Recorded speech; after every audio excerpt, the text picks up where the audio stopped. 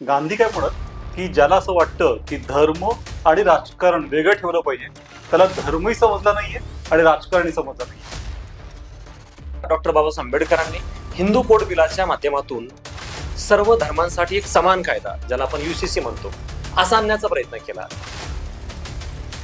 नितेश राणेंसारखे मंत्री आहेत, त्यांना अजिबात मान्य नाहीये. ते तर खूप सारे पक्षभूत विधानं धार्मिक आधारावर वारंवार करत असतात. जे धार्मिक बाबतीमध्ये असं काही विधान करतात, तर ते विधान त्यांची एक वैयक्तिक एक व्यक्ती म्हणून धर्माचं पालन करण्याचा अधिकार आहे. इक्विडिस्टन्स म्हणजे समान अंतरावर ठेवायचं असेल तर पंढरपूरला विठोबाची महापूजा केल्यावर मुख्यमंत्र्यांनी मशिदीत जावं, महानमाज पढावा किंवा मग देरासरमध्ये जावं आणि ते जाऊन प्रार्थना करावी. राजेंद्र प्रसाद पंडित नेहरूंना सांगायचे, धर्म ही माझी वैयक्तिक बाब आहे. ज्या शहरात जाईल मी तिथं माझ्या धर्माचं पालन करेन. मी तिथल्या धार्मिक स्थळाला भेट देईन आणि मी धार्मिक स्थळाला भेट दिल्यामुळे आपल्या स्टेटच्या सेक्युलरिझमला कुठेही मर्यादा येत नाही. त्यामुळे मी कुठल्या धार्मिक स्थळाला भेट देतो यामुळे आपल्या स्टेटची सेक्युलरिझमची कन्सेप्ट कुठेतरी निगेटिव्ह होत चालली आहे, असं होत नसून माझी ती वैयक्तिक बाब आहे. म्हणून महाराष्ट्राचे मुख्यमंत्री विठ्ठलाची पूजा करत असतील तर ते त्यांची भावना आहे, धार्मिक पूजा आहे.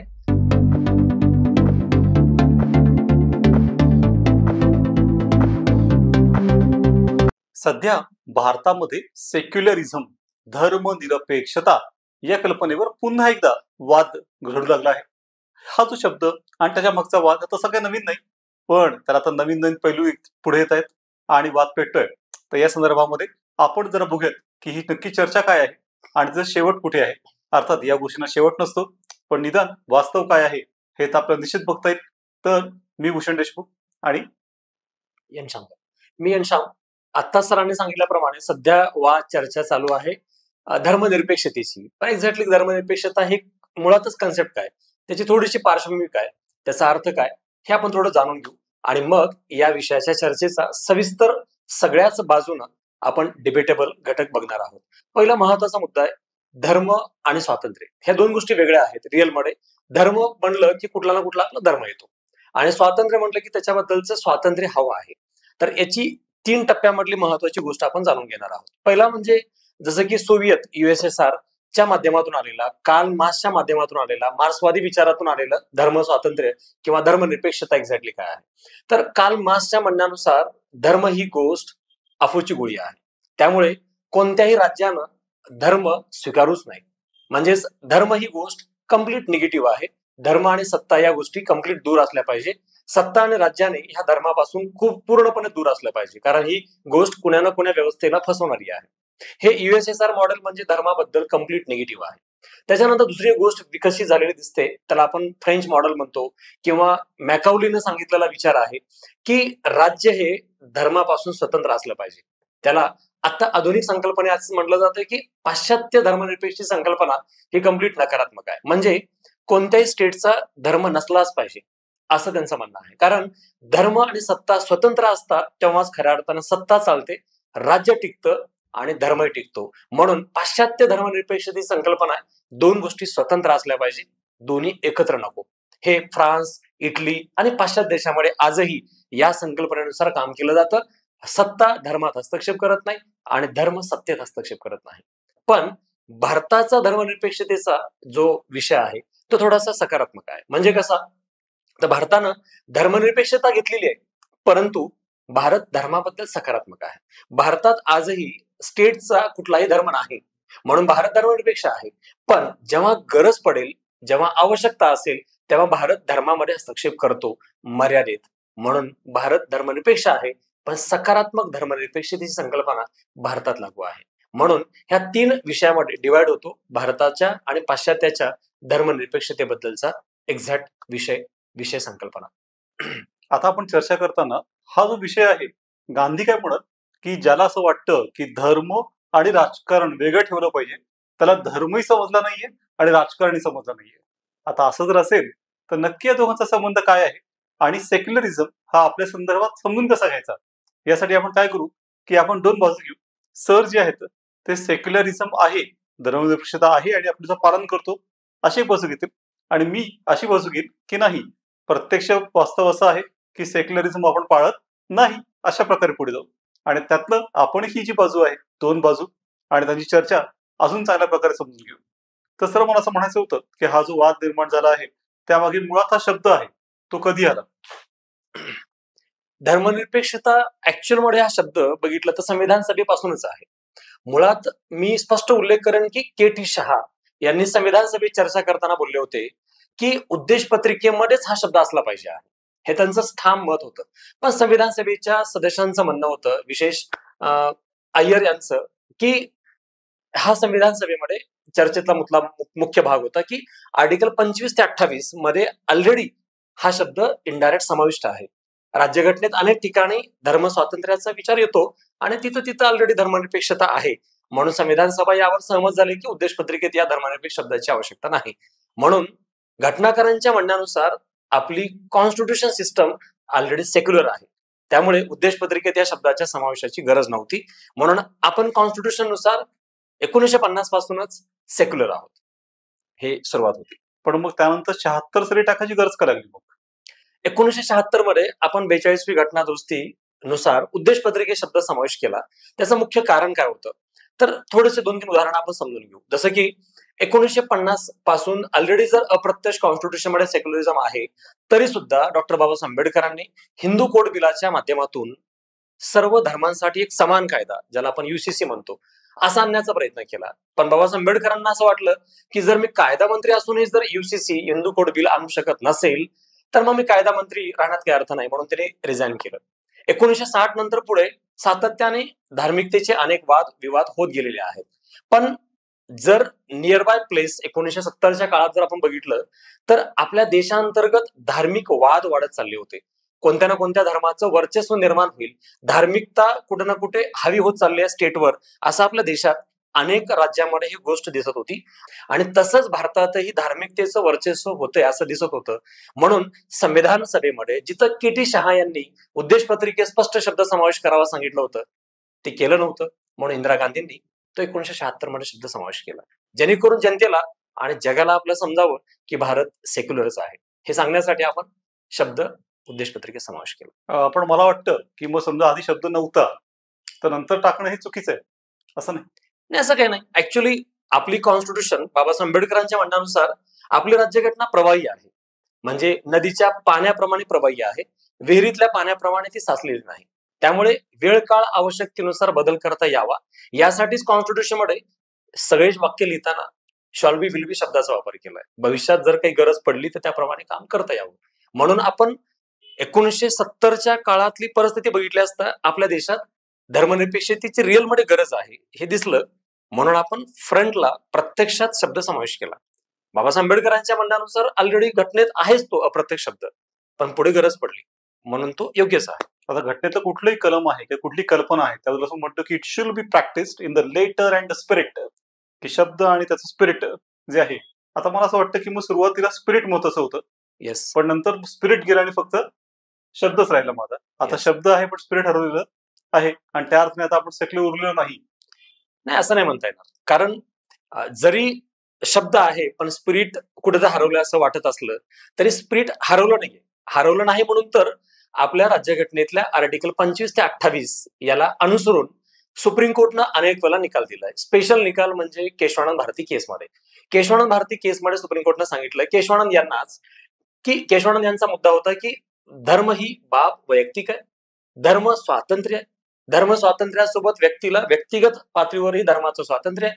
मग असं असताना स्टेट धर्मामध्ये का हस्तक्षेप करतोय, असं केशवानंद यांचं म्हणणं होतं.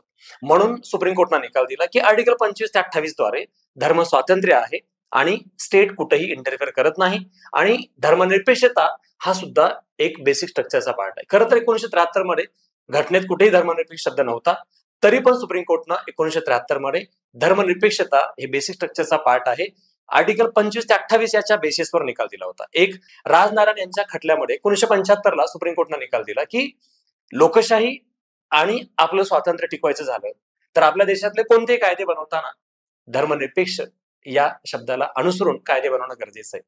म्हणून दोन्ही शब्द सुप्रीम कोर्टनं राज्यघटनेत धर्मनिरपेक्ष शब्द नसताना सुद्धा हे बेसिक स्ट्रक्चरचा पार्ट आहे म्हणून सांगितलेलं आहे. त्यामुळे स्पिरिट ऑलवेज सुप्रीम कोर्टच्या माध्यमातून पुन्हा पुन्हा लागू करण्याचा प्रयत्न केलाय 1976च्या पूर्वी. त्यामुळे शब्दच फक्त नाही, तर स्पिरिट सुद्धा जिवंत आहे. बट स्पिरिट कोर्टानेच जिवंत ठेवून उपयोग काय ना, ते लोकांमध्ये असलं जिवंत, तर ते खरं आहे असं म्हणता येईल. पण लोक आणि आपली जी नीती आहे, धोरणं आहेत, त्यातनं ते आहे का? Yes, exactly. म्हणजे जर आपण जनतेचा विचार केला तर जनता किंवा शासन हे सगळे कुठे ना कुठं तुमच्या म्हणण्यानुसार धार्मिक बनत चाललेत किंवा धर्माचा प्रभाव वाढत चाललेला आहे. पण आपलं सुप्रीम कोर्ट हे कोर्ट ऑफ सुप्रीम याप्रमाणे अनेक वेळा काम करताना दिसतंय, जे आपल्या संविधानाचा मुख्य संरक्षक आहे. त्यामुळे संविधानाचं मुख्य संरक्षण करताना जेव्हा जेव्हा आवश्यकता पडली तेव्हा तेव्हा त्यांनी धर्मनिरपेक्षतेला प्रोटेक्ट करण्याचा प्रयत्न केलाय आणि शासनालाही वेळोवेळी जागा दाखवलेली आहे की तुम्ही सेक्युलर राहणं गरजेचं आहे. आणि त्याचं अजून एक एक्झाम्पल आहे, ते म्हणजे पीपल्स रिप्रेझेंटेटिव्ह ऍक्ट आहे 1950चा आणि 1951चा. 1950च्या कायद्यानुसार प्रत्येक नागरिकांना धर्म, जात, वर्ग न पाहता मतदान करण्याचा अधिकार आहे. घटनेनं कायद्यानं तो अधिकार दिलाय. आणि 1951च्या कायद्यानुसार उमेदवारांनी सुद्धा कुठल्याही धर्मावरून भेद न करता उमेदवार आणि प्रचार व प्रसार करण्याचा अधिकार आहे. आणि म्हणून सुप्रीम कोर्टनं 1950 आणि 51च्या कायद्याने शासकाला, उमेदवाराला हे पुन्हा पुन्हा सांगितलेलं आहे की तुम्ही सेक्युलरिझमचं पालन करणं गरजेचं आहे. अगदी याच्याबद्दलचा एक रिसेंट एक्झाम्पल आहे. सुप्रीम कोर्टनं सांगितलेलं आहे की धर्माच्या आधारे मतं मागता येत नाही. त्यामुळे ऑलवेज सुप्रीम कोर्टनं शासनाला आणि जनतेला हे दाखवण्याचा प्रयत्न केलेला आहे पब्लिक प्लेसमध्ये, आणि ऍज अ स्टेट आपण सेक्युलर राहणं गरजेचं आहे. सुप्रीम कोर्ट हे जनतेला नाही सांगत की तुम्ही सेक्युलर राहा, कारण जनतेला तर धर्म स्वातंत्र्य आहे. त्यामुळे जनता धर्माचं पालन करेल आणि धर्माचं स्वातंत्र्य पालन करेल. पण स्टेट, आपण ऍज अ नेशन सेक्युलर आहोत आणि सुप्रीम कोर्टनं ते टिकवण्याचा प्रयत्न केला नेहमीच. तुम्ही जे म्हणताय ते नितेश राणेंसारखे मंत्री आहेत, त्यांना अजिबात मान्य नाहीये. ते तर खूप सारे पक्षभूत विधानं धार्मिक आधारावर वारंवार करत असतात आणि त्यातून असं दिसतं की कुठली कारवाई सरकारी करत नाहीये किंवा कुठले कोर्टही करत नाहीये. मग याचा अर्थ आता म्हणजे सगळं आपलं जो स्ट्रक्चर आहे ते धोक्यात आहे. मग नाही, असं हे मत व्यक्त करणं म्हणजे नितेश राणे यांचं वाक्य असो किंवा अजून कोणते मंत्री किंवा आमदार असो जे धार्मिक बाबतीमध्ये असं काही विधान करतात, तर ते विधान त्यांची एक वैयक्तिक, एक व्यक्ती म्हणून धर्माचं पालन करण्याचा अधिकार आहे, धर्माचे विचार मांडण्याचा अधिकार आहे. पण याचा अर्थ हा नाही की त्यांच्या विचाराप्रमाणे ऍज अ स्टेट आणि ऍज अ गव्हर्नमेंट ते काम करतंय असं नाही. आपलं स्टेट, गव्हर्नमेंट आणि गव्हर्नमेंट ह्या दोन्ही गोष्टी सेक्युलरच आहेत. ते ऍज अ आमदार म्हणत असतील, ऍज अ पर्सन म्हणत असतील, तर त्यांना आपल्या धर्माची बाजू मांडण्याचा, आपल्या धर्माबद्दलचं मत व्यक्त करण्याचा पूर्ण अधिकार आहे. त्यामुळे धार्मिक बाजू मांडणे किंवा धर्माबद्दलचे विचार मांडणे याचा अर्थ ते स्टेटचा धर्म आहे असा प्रश्न येतो. दुसऱ्यांच्या धर्मावर टीका करणे, की आपल्या घटनेमध्ये असं म्हटलंय की फेटर्निटी म्हणजे बंधुत्व, बंधुत्व हे जर आपण तत्व पाहत नसू आपण आणि हेट स्पीच देत असू, कोणाविषयी द्वेष निर्माण करणारं किंवा हिंसेला प्रवृत्त करणारं, तर ते कुठल्या सेक्युलरिझम मध्ये बसतं मग? आणि ऑब्व्हियसली कुठलंच धर्मनिरपेक्षता ही कोणत्याही व्यक्तीला कोणत्याही धर्मावर टीका करण्याचा, दुसऱ्याच्या धर्माचा अपमान करण्याचा अधिकार देत नाही. आणि जर कुणी असा अपमान करत असेल तर वेळोवेळी अगदी नितेश नारायण राणे यांना मुख्यमंत्र्यांनी अनेक वेळा सूचना दिलेली आहे की तुम्ही धर्माच्या कोणाच्याही भावना दुखावल्या नाही पाहिजे. मुळात मग आपण हे धर्मनिरपेक्षता म्हणण्यापेक्षा सर्व धर्मसंभव हे मॉडेल का नाही स्वीकारत? त्यात काय प्रॉब्लेम आहे? ऍक्च्युली आपलं जे सेक्युलरिझम आहे ते मुळात आपण मगाशी बोललो त्याप्रमाणे आपण पॉझिटिव्ह सेक्युलरिझम घेतलेला आहे. आणि म्हणून पॉझिटिव्ह सेक्युलरिझमचं डेस्टिनेशन अनेक वेळेला सर्व धर्म समभावाकडे जातं. म्हणजे काय की आपला स्टेटचा सेक्युलरिझम हा कोणत्याही धर्माप्रती पॉझिटिव्ह नाही, म्हणजे आपल्या स्टेटचा कुठला धर्म नाही आणि आपला स्टेट कोणत्या धर्माप्रती निगेटिव्ह पण नाही. पण प्रत्येक व्यक्तीला आणि समाजाला आपल्या आपल्या धर्माचं पालन करण्याचा अधिकार आहे. म्हणून डॉक्टर बाबासाहेब आंबेडकर म्हणतात की भारतात सेक्युलरिझम म्हणजे काय, तर एक व्यक्तीला व्यक्ती स्वातंत्र्य आहे, एक व्यक्तीला धर्म स्वातंत्र्य आहे, आणि ह्या दोन पिलरवर उभा राहिलेलं सेक्युलरिझम इंडियामध्ये अपेक्षित आहे. आणि म्हणून आपल्या देशात या धर्म निरपेक्षतेच्या माध्यमातून आपण काम करतो. आणि जर सर्व धर्म समभाव आपण घेतला असता सेक्युलरिझमच्या ऐवजी, तर प्रॉब्लेम हा झाला असता की आपल्या स्टेटचा पण कुठला तरी धर्म आहे असं डिफाईन झालं असतं. कारण सर्व धर्म समभाव असणे म्हणजे स्टेटचा कुठला तरी धर्म असणे. पण आपलं कॉन्स्टिट्यूशन स्टेटला सांगतं, स्टेट म्हणजे ऍज अ नेशन, देशाला सांगतं की आपल्या स्टेटचा कुठलाच धर्म नाही. पण वेळ प्रसंगी स्टेट सर्व धर्माप्रती आपण सकारात्मक वागणे, चांगुलपणाने वागणे आणि सगळ्याला योग्य ट्रीट करणे ही आपली सेक्युलरिझमची कन्सेप्ट पण सकारात्मक भावनेनं काम करणारी आहे. अशा प्रकारे जर आपण धर्मांना समान वागणूक द्यायची असेल आणि इक्विडिस्टन्स म्हणजे समान अंतरावर ठेवायचं असेल तर पंढरपूरला विठोबाची महापूजा केल्यावर मुख्यमंत्र्यांनी मशिदीत जावं, महानमाज पढावा किंवा मग देरासरमध्ये जावं आणि ते जाऊन प्रार्थना करावी. अशा प्रकारे प्रत्येक देशात जाऊन करावं. मग त्याला आपण समजा असं म्हणू की खऱ्या अर्थाने सर्व धर्मसमभावाचं पालन आहे. नाही, आता जसं तुम्ही म्हणलात की आपले मुख्यमंत्री विठ्ठलाचं दर्शन पूजा करतात किंवा अगदी उत्तर प्रदेशचे मुख्यमंत्री तर धार्मिकतेचं पूर्ण पालनच करतात, ते धर्मगुरूच आहेत. त्यासोबत आपले अर्थमंत्री म्हणजे मागील अर्थमंत्री होते तेव्हापासून निर्मला सीतारामन यांनी सुद्धा सत्यनारायणाची पूजा केलीच होती. तर हे मुख्यमंत्री पदावर असलेली किंवा आमदार खासदार असलेली व्यक्ती सार्वजनिक पदावर असताना धर्माचं पालन करणे याबद्दल एक चांगले विचार पाहायला मिळतील. ते म्हणजे डॉक्टर राजेंद्र प्रसादांच्या माध्यमातून. राजेंद्र प्रसाद राष्ट्रपती असताना ते कोणत्याही शहरात गेले की अगोदर त्या धार्मिक स्थळाला भेट द्यायचे आणि त्यानंतर तिथल्या पब्लिक कार्यक्रमाला जायचे. तेव्हा पंडित नेहरू त्यांना सुनवायचे की लक्षात ठेवा, तुम्ही पहिलं राष्ट्रपती आहात आणि नंतर तुमचा धर्म येतो. तेव्हा राजेंद्र प्रसाद पंडित नेहरूंना सांगायचे, धर्म ही माझी वैयक्तिक बाब आहे. ज्या शहरात जाईल मी तिथं माझ्या धर्माचं पालन करेन, मी तिथल्या धार्मिक स्थळाला भेट देईन आणि मी धार्मिक स्थळाला भेट दिल्यामुळे आपल्या स्टेटच्या सेक्युलरिझमला कुठेही मर्यादा येत नाही. त्यामुळे मी कुठल्या धार्मिक स्थळाला भेट देतो यामुळे आपल्या स्टेटची सेक्युलरिझमची कन्सेप्ट कुठेतरी निगेटिव्ह होत चालली आहे असं होत नसून माझी ती वैयक्तिक बाब आहे. म्हणून महाराष्ट्राचे मुख्यमंत्री विठ्ठलाची पूजा करत असतील तर ते त्यांची भावना आहे, धार्मिक पूजा आहे आणि अगदी गांधीजींच्या भाषेत बोललं तर ते एक नैतिक प्रभाव आहे स्टेटच्या संबंधित पदावरच्या व्यक्तींनी धर्माचं पालन करणे. राहिला मुद्दा तुमचा की मुख्यमंत्री जर विठ्ठलाच्या मंदिराच्या ठिकाणी जात असतील तर मुख्यमंत्री मस्जिदीत का नाही जात, तर त्याचं उत्तर असं आहे की आपले सगळेच सार्वजनिक पदावरचे व्यक्ती, मग ते आमदार असो, मंत्री असो किंवा प्रधानमंत्री असो, वेळोवेळी रमजानच्या महिन्यामध्ये इफ्तार पार्टीला प्रेझेंट असतात. सगळ्यांच्या समोर सगळ्यांसोबत ते जेवण करतात, उपवास सोडतात. तर हा सहभाग आहेच. त्यामुळे ऑब्व्हियसली आपण सेक्युलर स्टेट प्रमाणे काम पाहतो आणि सर्व धर्माप्रती समभावाची भावनाही ठेवतो. आक्षेप मंदिरात जाण्याबद्दल नाहीये. त्यांनी इतर वारकऱ्यांप्रमाणे राणीत उभं राहावं आणि आपली विठ्ठल भक्ती पूर्ण करावी. खऱ्या अर्थाने शासकीय महापूजा करणं हे सेक्युलरिझम मध्ये कसं काय बसतं? नाही, ऍक्च्युअली मुख्यमंत्री जर लाईन मध्ये उभा राहून दर्शन घेत असतील तर त्यांच्याकडे काही पब्लिक कामं आहेत, जबाबदाऱ्या आहेत, ते तिथं थांबणं अपेक्षित नाही. तेवढा उच्च पदावरची व्यक्ती. दुसरी गोष्ट, तुमच्या म्हणण्यानुसार पब्लिक प्लेसमध्ये सार्वजनिक पदावरचं एवढं मोठं पद सांभाळणारी व्यक्ती तिथं येणं म्हणजे सेक्युलरिझम नाही. तर त्याचा अर्थ हाच आहे जे डॉक्टर राजेंद्र प्रसादांनी सांगितलं त्याप्रमाणे की ते स्टेटचे प्रमुख आहेत आणि ते सर्वच धर्माच्या ठिकाणी जाऊ शकतात. माझा तुमच्या म्हणण्यानुसार सर्वच धर्माच्या ठिकाणी जात असतील तर ते सेक्युलर कसे आहेत? तर सेक्युलरिझमची व्याख्या आपली जी आहे इंडियन सेक्युलरिझम ती पॉझिटिव्ह सेक्युलरिझम आहे. आपण कोणत्याही धर्माप्रती निगेटिव्ह नाही आणि आपल्या स्टेटचं कोणताही धर्म नाही. याचा अर्थ आपण सगळ्या धर्मापासून पूर्ण अलिप्त आहोत असं नाही, तर आपण प्रत्येक धर्माप्रती आदर ठेवतो. म्हणून ज्या कोणत्या पब्लिक प्लेसमध्ये जे कोणते अधिकारी मंत्री ज्या पदावर काम करतात त्या ठिकाणी त्यांनी धर्माचं पालन करायला हरकत नाही. जसं की आपण आता बघतो अनेक तहसीलदार, उपजिल्हाधिकारी हे सकाळी आपल्या कामाची सुरुवात करताना आपल्या कार्यालयामध्ये अनेक वेळा अगरबत्ती लावतात आणि पूजा करून कामाला सुरुवात करतात. मग तसंच हिंदू व्यक्ती करतो तसं मुस्लिम व्यक्ती सुद्धा अनेक ठिकाणी सध्या सार्वजनिक कार्यालयाच्या ठिकाणी नमाज पण पडतो. मग हे रिअल सेक्युलरिझम नाही पण पॉझिटिव्ह सेक्युलरिझम आहे जे सर्व धर्म समभावाकडे झुकलेला आहे. प्रत्येक शासकीय कार्यालयामध्ये आपण नमाज पडण्यासाठी वेगळी रूम उपलब्ध करून दिली पाहिजे.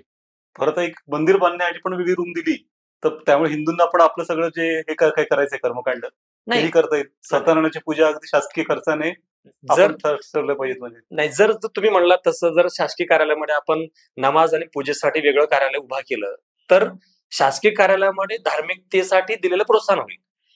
कारण आपण धार्मिकतेच्या माध्यमातून स्टेटच्या माध्यमात काम करतच नाही. आपण त्या व्यक्तीला स्वातंत्र्य दिलंय की तुम्ही जर धर्म मानत असाल तर तुम्ही मानायला हरकत नाही. आता हे सगळं बोलताना आपण म्हणतो की स्वातंत्र्य आहे धर्माचं, तर मग धर्म बदलायचं स्वातंत्र्य आहे की नाही आपल्याकडे? अनेक राज्यांनी काय केलंय की धर्मांतर विरोधी कायदे पास करून ठेवलेले आहेत. मग आपण कसं म्हणणार की स्वातंत्र्य आहे म्हणून?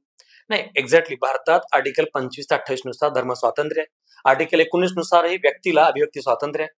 आणि आता तुम्ही उल्लेख केला त्याप्रमाणे हरियाणा, उत्तराखंड या राज्यामध्ये बऱ्याच ठिकाणी धर्मांतर प्रतिबंध कायदे केलेले आहेत. पण ऍक्च्युअल मध्ये त्या कायद्याचा उद्देश असा आहे की जे फसवणुकीच्या माध्यमातून, खोट्या प्रेमाचं नाटक करून, विवाहकाची रचना तयार करून, संबंधित मुलीला फसवून जे विवाह होत आहेत आणि धर्म परिवर्तन करायला लावतायत, जशा गोष्टी बऱ्याच केरळामध्ये घडल्या, यामुळे जे लव्ह जिहादचं प्रकरण वगैरे आहे, तर या सगळ्या प्रकरणाला रोखण्याच्या उद्देशानं ते कायदे केलेले आहेत. आणि ह्या कायद्यामुळे कुठेही धर्म स्वातंत्र्याला मर्यादा येत नाही. भारतात प्रत्येकाला आपलं धर्म बदलण्याचा, धर्म स्वीकारण्याचा, धर्म नाकारण्याचा पूर्ण अधिकार आहे आर्टिकल 25 मध्ये दिलेल्या शब्दाच्या व्याख्येप्रमाणे. आणि म्हणून धर्म स्वातंत्र्य कायम टिकून आहे आज समाजात, व्यक्तीला जगताना आणि सर्वच सार्वजनिक पातळीवर सुद्धा. आता खरंच आपण जे सर्वसामान्य पातळीवर बघितलं तर ज्या प्रकारे आता आपलं राजकारण पळत आहे, त्याला असं दिसतंय की आता धर्म आणि राष्ट्र हे एकत्र येत चाललेत. आणि जसं सावरकरांची विजन होती की धर्मांतर हेच राष्ट्रांतर आहे, धर्म हेच राष्ट्र आहे आणि धर्माशिवाय राष्ट्र असू शकत नाही, ती विजन काहीशी आपण आता पुढे आणतोय असं वाटत नाही. आणि त्यामुळे मग काय होतंय की जरी आपण म्हणतो सेक्युलरिझम आहे, ते प्रत्यक्षात त्यात एकजीव होत चाललेत असं काहीसं आपल्याला दिसून येत आहे. जसं गायीचं खूप जास्त प्रमाणामध्ये आपण अवडंबर माजवलं आहे, गायीला राष्ट्रीय पशु करा असं काहींचं म्हणणं असतं, भगवद्गीतेला राष्ट्रीय पुस्तक म्हणून घोषित करा असं म्हणणं असतं, की आपले खुद्द पंतप्रधान जेव्हा एखादा परदेशी व्यक्ती येतो, डिप्लोमॅट वगैरे, त्यांना अक्षरधाम मंदिर दाखवायला घेऊन जातात, पण कधी ते एखादी मशीद किंवा दुसरं एखादं स्थळ दाखवायला घेऊन जात नाहीत. तर मग अशा प्रकारे मग पडदे आणून किंवा सहसा उघडपणेच कधी कधी असं वाटायला लागले की आपली धर्मनिरपेक्षता आता फक्त शब्दात उरली आणि तिचं आता आपण प्रत्यक्षामध्ये पालन करायला तयार होत नाही होतं. की एका धर्माची सत्ता जर येईल तर खऱ्या अर्थानं या राष्ट्राची लोकशाही टिकणं मुश्किल राहील. म्हणूनच त्यांनी उल्लेख केला होता की आपण सेक्युलर आहोत आणि सेक्युलरच राहणं अपेक्षित आहे. तुम्ही जो म्हटलं धर्म आणि धार्मिकता हे कसं वेगळं काढता येईल ना, की समजा ते एकत्रच असतं बरंच वेळा. आणि आपल्या परंपरेमध्ये असं म्हटलं गेलंय, जसं आपले मुख्यमंत्री म्हणतात की राजसत्तेवर धर्मसत्तेचा वचक असला पाहिजे, तर तसं आपण केलं पाहिजे का, की नाही, आपल्या absolute. राजसत्तेवर धर्मसत्तेचा वचक ठेवला पाहिजे? नाही, ऍब्सोल्यूट नाही. जसं की मॅकॅवली सांगतो की इटलीमध्ये धर्म आणि सत्ता वेगळी पाहिजे आणि जगाचा इतिहास आहे गेल्या अनेक वर्षापासून की ज्या ज्या राजसत्तेवर धर्माची सत्ता हवी झालेली आहे, तिथं तिथं राजसत्ता संपली आहे, राष्ट्र सुद्धा संपले. उदाहरण आहे पाकिस्तान आणि अगदी मध्य पूर्व देशातले अनेक राज्य, राष्ट्र हे संपले जिथं धर्माचा प्रभाव झालेला आहे. मग आपले मुख्यमंत्री म्हणतात अनेक वेळा की धर्माचं वचक असलं पाहिजे. तर वचकचा अर्थ असा आहे नैतिक प्रभाव असला पाहिजे, धार्मिकतेचे चांगले इथिकल विचार असले पाहिजे. पण याचा अर्थ धार्मिक गुरु आणि कोणत्याही धर्माचा प्रभाव असला पाहिजे असा त्या म्हणण्याचा उद्देश नाही. कारण कोणत्याही स्टेटला धार्मिक बनणं अपेक्षित नाही आपल्या देशात. आणि म्हणूनच SR बोंबई केसमध्ये सुद्धा पुन्हा उल्लेख केलेला आहे 1994 मध्ये की आपलं स्टेट सेक्युलरच आहे. त्याच लॉजिकनुसार काही लोक म्हणतात की पारवे म्हणजे कबूतर जे आहेत त्यांना दाणे टाकणं हे आमचं धार्मिक कर्तव्य आहे आणि त्यामुळे कोणी आम्हाला थांबवू नये, कोणी त्याच्यावर बंधने आणू नये. मग त्याकडे आपण कसं बघणार मग आता? एक्झॅक्टली. आता वाद चालू आहे मुंबईमध्ये कबूतर खाण्याबद्दलचा आणि कबूतर इत्यादी वगैरे. तर त्याचं रिअल 2 कारणं स्पष्ट व्हायला लागतात.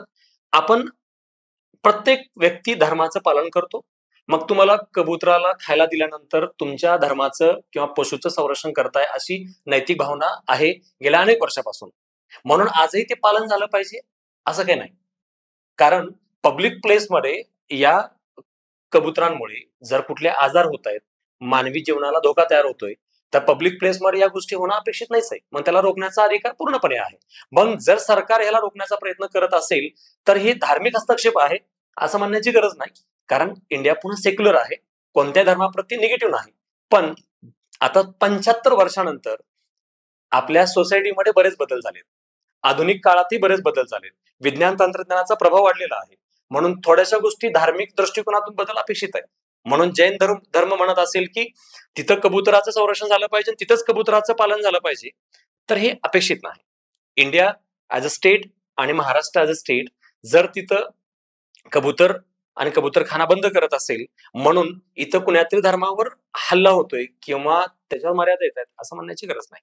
ते धार्मिक हस्तक्षेप बंद केले पाहिजे की नाही कबूतरखाने? नाही, पब्लिक प्लेस मधले बंद केलेच पाहिजे जरूर. प्रायव्हेट प्लेसमेंट चालू ठेवलं पाहिजे. प्रायव्हेट जागा नाही, प्रायव्हेट म्हणजे संबंधित नाही, प्रायव्हेट म्हणजे ज्या ठिकाणी मानवी जीवनाबद्दलचं धोकादायक उल्लंघन किंवा आरोग्याला त्रासदायक नाहीत. जसं की आपण म्हणतो ना की जसं की वन्यजीव पशु संरक्षण आहेत, जसं आपलं संग्रहालय आहेत, पशु संग्रहालय आहेत, मग अशा संग्रहालयाच्या ठिकाणी जर ठेवलं असतील आणि तिथं योग्य पालन होत असेल तर ऑब्व्हियसली जरुरी आहे. संग्रहालय एखाद्याने ग्राउंड विकत घेतलंय नाही, तिथं नाही करता येणार. का? आता ग्राउंड कारण विकत पुन्हा घेतलेलं केलंय, ग्राउंड पब्लिक म्हणजे प्लेस काय, नाहीये. त्या ठिकाणी जर नॉर्म्स सगळे फॉलो होत असतील, म्हणजे जसं की पशु, जसं की आता आपण प्राण्यांबद्दल बघतोय, पशुबद्दल बघतोय, तर त्यांच्या जीविताला योग्य ते प्रोटेक्शन मिळत असेल प्रोटेक्शन तर आहेच ना, उलट खायला मिळतंय. आणि प्रोटेक्शन म्हणजे कसं की त्यांच्या तिथल्या निवासस्थानामुळे तिथल्या लोकांना कुठलाही डिस्ट्रॅक्शन होत नसतील. भटक्या कुत्र्यांना मारलं पाहिजे. जर आता आपण रिसेंटली बघितलं तर अनेक पब्लिक प्लेसमध्ये जसं की पुणे, मुंबई, दिल्ली या ठिकाणी भटक्या कुत्र्यांमुळे बऱ्याच माणसांना त्रास झालाय, जीवन जगणं मुश्किल झालंय. सो ऑब्व्हियसली त्याला मारण्यापेक्षा त्यांचं पुनर्वसन होणं योग्य राहील. ते नाही होते, असं दिसून आलं की ते होत नाही, आणि म्हणून तर भटके कुत्रे वाढलेत. आणि त्यामुळे मग जगात सर्वात जास्त कुत्र्याचे चावे भारतामध्ये लोकांना दिल्या जातात. त्यातनं रेबीजचा प्रसार होतो. सर्वात जास्त अशा प्रकारचे चावे महाराष्ट्रात लोकांना मिळालेत, प्रसाद मिळाला एक प्रकारे असं म्हणत. येस, तर पण मग अशा actually- केसमध्ये गंभीर चर्चा आहे. म्हणजे नाही, ऍक्च्युली त्याच्यावर प्रतिबंध करणं गरजेचं आहे. शासन त्याच्यावर सक्रिय सहभाग घेऊन जे भटके कुत्रे आहेत त्याच्यापासून संरक्षण झालंच पाहिजे. त्याच्यावर मग योग्य ती सरकारी यंत्रणा कामाला लावणं गरजेचं आहे. सरकारचे विशिष्ट विभाग ते त्याच्यावर काम करू शकतो त्यांच्या माध्यमातून. पण एखादा बोलला की आमच्या धार्मिक भावनेचा प्रश्न आहे, कुत्र्यांना खायला घालणं हे आमचं धार्मिक नाही, ते होऊ भावना शकत त्याच्यात नाही. आहे. पुन्हा तेच पशु असो की प्राणी असो, जेव्हा त्या आता अगदी मी म्हणेल की आमच्या घरी एखादा प्राणी जो आता सध्या जंगलात राहतो आणि त्याला आम्ही आमच्या घरी पालन करत असेल, मग एखादा साप जरी आम्ही पालन करत असेल की आमचा प्राणी प्रेम आहे, तर प्राणी प्रेम मर्यादित ठेवणं गरजेचं आहे. आणि याच्यात स्टेट जर हस्तक्षेप करत असेल तर कुठल्याही धार्मिक भावनेचं उल्लंघन होते असं म्हणता येत नाही. कारण धार्मिक भावना ही 1950चीच अजून नाही चालत. आता आधुनिक काळात बदललेल्या परिस्थितीनुसार प्रत्येक धर्माला काही गोष्टी ऍक्सेप्ट करणं गरजेचं आहे. कारण धार्मिक भावनेसोबत मानवी जीवन, मानवी अधिकार आणि घटनात्मक अधिकाराचंही विशेष महत्व आहे. माझ्या धार्मिकतेचं पालन होताना तुमच्या जीविताच्या अधिकाराचं उल्लंघन होत असेल तर हे सुप्रीम कोर्टच्या निर्णयाप्रमाणे आर्टिकल 19 आणि आर्टिकल 25 यामधलं हे योग्य ते संरक्षण धोका हा बॅलन्स करता आला पाहिजे, अदरवाईज नाही. हत्तीचं काय करायचं? हत्तीचा इथे कोल्हापूरमधला मुद्दा पुढे आला येस, की ती वंतारामध्ये शिफ्ट केली तर लोकांनी मोठे मोर्चे काढले. बरोबर. तर मग आता तिचं जो त्याच्यामध्ये धार्मिक भावना जी गुंतली आहे तर तिला पुन्हा आणलं पाहिजे का त्या मठामध्ये? नाही, ऍक्च्युली सुरुवातीला हत्तीचं पुनर्वसन होण्याचं मुख्य कारण असं होतं की हत्तीचं तिथं योग्य ते संरक्षण होत नाही, तिच्या जीविताचे योग्य ते प्रोटेक्शन होत नाही, योग्य ते नॉर्म्स फॉलो होत नाही, असं संबंधित एनजीओचं म्हणणं होतं. पण लोकांच्या भावना नाहीत, तर त्यासोबत लोकांचं गेल्या अनेक वर्षापासून तिच्या प्रती असलेलं अटॅचमेंट आहे, संरक्षण आहे. लोकांनी तिला अगदी देवी समान पालन केलेलं आहे. त्यामुळे ऑब्व्हियसली इथं भावनेचा प्रश्न येतो आणि तिच्या संरक्षणाचा प्रश्न येतो. तिच्या इथं पुन्हा येण्यामुळे इथं कुठल्याही प्रकारे तिच्या जीविताला धोका नाही, त्यामुळे ऑब्व्हियसली तिला आणलं पाहिजे. असं असून की त्या भागामध्ये ऑलरेडी अशा 3 हत्ती मिळेत, त्यांच्या तिचे स्वतःचे पाय फ्रॅक्चर आहेत, त्या कायम साखळ दंडामध्ये बांधून ठेवल्यामुळे झालेलं आहे, आणि थोडक्यात तिचं आरोग्य धोक्यात आलेलं आहे सगळ्यामुळे. नाही, पण ह्याला काही अनेक वेळेला काउंटर पुरावे असे आहेत की असं झालेलं नाहीये. गेल्या अनेक वर्षापासून ती हत्ती तिथं मुक्तपणे फिरते, अनेक ठिकाणी तिच्या प्रती आदर आहे, लोकांचं प्रेम आहे आणि ती हत्ती अगदी आनंदानं अनेक वर्षापासून जगते. साखळदंड हा त्याच्यावर केलेला आरोप आहे, असं काहीच नाहीये. हे फॅक्ट अनेक मुद्द्यांती पुरावे झालेलेच आहेत. ओके. तर अशा प्रकारे मग ही चर्चेमध्ये आपण एका चर्चेपर्यंत आलो की मग भारत सेक्युलर आहे की नाही, की धर्मनिरपेक्षता हे तत्व भारत पाळतो की नाही, का ते नुसतं शब्दात आहे आणि वास्तवात नाही, किंवा वास्तवात आहे आणि शब्दात तितकंसं स्ट्रॉंग नाहीये. तर मग शब्दात तर आता आलंच आहे आणि काही लोकांचं म्हणणं असं काढूयात, पण तुमच्या म्हणण्याप्रमाणे ते शब्दात पण आहे आणि ते वास्तवामध्ये पण आहे तुमचं म्हणणं आहे. तर मग असं असताना या पुढच्या काळामध्ये आपण असं म्हटलं पाहिजे का की या सगळ्याचा फायदा हा फक्त अल्पसंख्याकांना होतो आहे आणि बहुसंख्याकांना होतच नाही खरं तर, आणि त्यामुळे मुळातच धार्मिक प्रकारे आपण मुळात अल्पसंख्य ठरवूनच की अल्पसंख्याकाची व्याख्या आपल्या घटनेमध्ये केलेली नाहीये? नाही, ऍक्च्युली खरं तर आपण धर्मनिरपेक्ष आहोत का, तर रिअलमध्ये 50 मध्ये पण होतो आणि 50 नंतरही धर्मनिरपेक्ष आहोत. त्याचा मुख्य उद्देश काय आहे की सांगण्याचा मुद्दा असा की संविधान सभेमध्ये सादुल्ला आणि कुंजरू या दोघांनीही सांगितलं होतं की भारत हा बहुधर्मीय राष्ट्र आहे आणि आपल्याला आपली लोकशाही टिकवायचं असेल तर आपल्याला सकारात्मक धर्मनिरपेक्षतेची भावना ठेवावी लागेल आणि सरकारी पातळीवर आपण धर्मनिरपेक्ष आहोत आणि तुम्हाला मला व्यक्ती स्वातंत्र्याच्या माध्यमातून धर्माचं स्वातंत्र्य आहे. हे या 3 गोष्टी. सगळ्यांमध्ये नास्तिकांची गळचेपी होते असं वाटत नाही, की कोणी रोज स्पीकर लावून ठेवलेत, मंत्र लावून ठेवलेत, प्रार्थना लावून ठेवल्यात. नास्तिकांच्या भावनांचं काय? त्यांच्या भावनांचा विचारच करत नाहीये सगळ्यामध्ये. असं अजून केलं की प्रत्येकाला धर्म आहे आणि प्रत्येकाला धर्माचं हवं तसं डॉल्बी लावून नाही, असं नाही प्रदर्शन म्हणता येणार. करावं. असं नाही म्हणता येणार. कारण आपल्या घटनेनं जर समजा मला नास्तिक राहायचंय, तर मला नास्तिक राहण्याचा अधिकार दिला. आर्टिकल 25 नुसार मला धर्मनिरपेक्ष म्हणजेच नास्तिक राहण्याचा अधिकार दिलेला आहे. आणि मग मी नास्तिक राहू शकतो. पण तुमच्या धर्माच्या पालनामुळे म्हणजे तुम्ही एखादं डॉल्बी लावून टाकलेला आहे, एखादा डीजे लावून टाकलेला आहे आणि तुमच्या त्या आवाजामुळे माझ्या धर्मनिरपेक्षतेला धक्का लागत असेल, तर मला आर्टिकल 21 नुसार अधिकार आहे तुमच्या धर्माला मर्यादित ठेवण्याचा.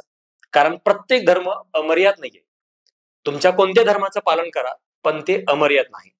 आर्टिकल 25 ते 28 हे धर्म स्वातंत्र्याचा अधिकार आहे, पण त्या धर्म स्वातंत्र्याला आर्टिकल 19 आणि 21 ची मर्यादा आहे. तुमच्या 25 ते 28 मुळे 19 आणि 21 ला मर्यादित करता येत नाही. कारण प्रत्येक नागरिकाला स्वातंत्र्य आहे आणि प्रत्येक नागरिकाला जीविताचा अधिकार आहे. आणि जीविताच्या अधिकारामध्ये मला निरपेक्ष राहण्याचा अधिकार आहे. म्हणून मग माझं कुठेही उल्लंघन होणार नाही याची काळजी न्यायालय घेत आहे. विशिष्ट आवाजाला मर्यादा टाकली आहे. सार्वजनिक ठिकाणी शांतता ठेवण्याचे आदेश दिलेत. अगदी आता गणपतीच्या माध्यमातून सुद्धा त्याला मर्यादा टाकण्याचे आदेश दिलेलेच आहेत. बरोबर. चर्चा खूप रंगली आणि अशा प्रकारच्या चर्चा आपण यापुढच्या काळात एकत्र राहू. तुम्हाला जर चर्चा आवडल्या तर नक्कीच तुम्ही शेअर करा आणि सबस्क्राईब करा. आणि यापुढे तुम्ही यावर कमेंट टाकत गेलात तर आम्हाला अजून दिशा मिळेल आणि चर्चा रंगत जाईल. आजच्या चर्चेमध्ये धर्म सत्ता, धर्म स्वातंत्र्य, धर्म निरपेक्षता ह्या सगळ्या माध्यमातून आपण घटनात्मकता पाहत होतो, संकल्पना पाहत होतो आणि संविधानवाद पाहत होतो, राजकारण पाहत होतो, सत्ता पाहत होतो. आणि ह्या सगळ्या माध्यमातून मी आणि भूषण सरांनी यावर दोन्ही बाजूनं दोन्ही साईड जास्तीत जास्त समजून सांगण्याचा आणि आपल्या सगळ्यांपर्यंत बेसिक टू ऍडव्हान्स बऱ्याच गोष्टी सांगण्याचा प्रयत्न केलाय. आणि ही चर्चा तुम्हाला नक्कीच आवडली असेल तर जरूर कमेंट करून सांगा. आणि तुमच्याकडे असलेले नवीन नवीन टॉपिक जे तुम्हाला असं वाटतात की तुमच्या या आजूबाजूच्या चालू असलेल्या अवेअरनेस बद्दल, विषयाबद्दल आणि परीक्षेला महत्वाचे राहतील अशा अनेक मुद्द्याबद्दल तुम्हाला आम्ही असं वाटतं की चर्चा करावी, तर जरूर कमेंटमध्ये सूचना द्या. आणि आपण असं दर आठवड्याला पुन्हा नवीन विषयावर मजबूत अशी चर्चा करत राहणार आहोत. आणि अशाच पद्धतीने वेगवेगळ्या विषयावरती आपण डिबेट करू, जेणेकरून प्रत्येक विषयाची दोन्ही सकारात्मक नकारात्मक बाजू जाणून घेणे हे आपली महत्वाची आवश्यकता आहे.